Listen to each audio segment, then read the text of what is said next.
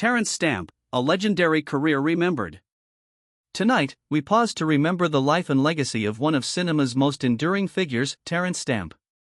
The British actor, whose commanding performances captivated audiences for more than 6 decades, has passed away at the age of 87. Known worldwide for his unforgettable portrayal of General Zod in Superman 2, Stamp's career was defined by versatility, depth, and an unmistakable presence that made him a true icon of stage and screen. Born on July 22, 1938, in Stepney, London, Terence Henry Stamp grew up in a modest working-class family. From an early age, he was drawn to the arts, but his path to fame was anything but easy. Like many young men of his generation, his early life was marked by hardship and struggle. Yet, from those humble beginnings emerged a performer whose talent would resonate across generations.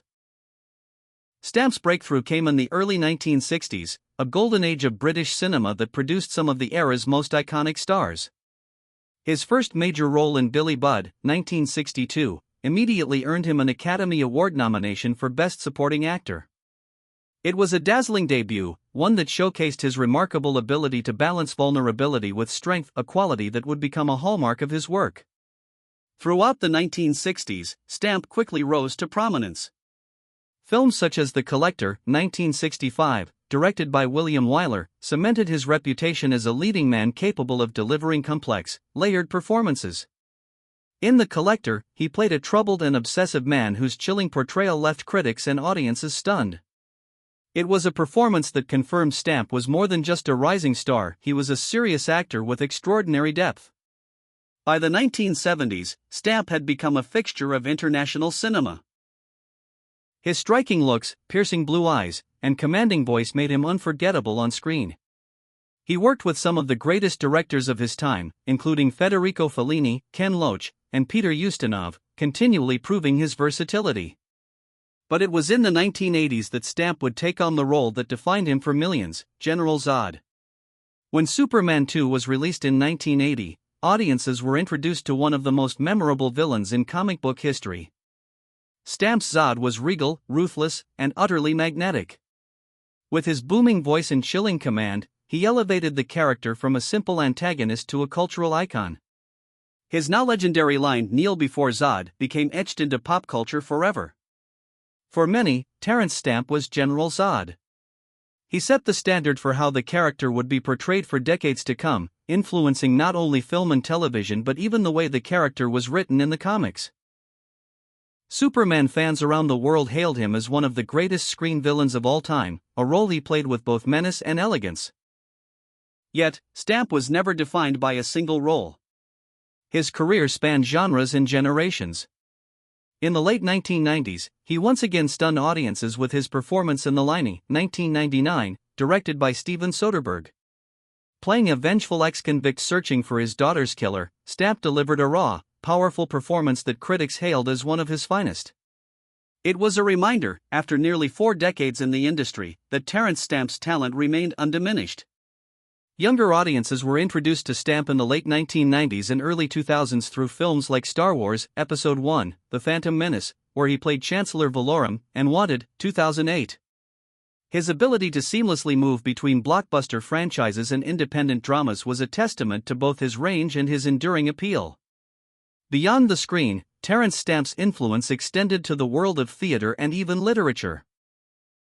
He appeared in stage productions, lent his voice to narration, and authored several autobiographical works. His reflections on fame, spirituality, and the craft of acting provided insight into the mind of a man who never stopped evolving. What made Stamp truly remarkable was his longevity. From his debut in the early 1960s to his most recent work, he remained a constant presence in the industry for more than 6 decades.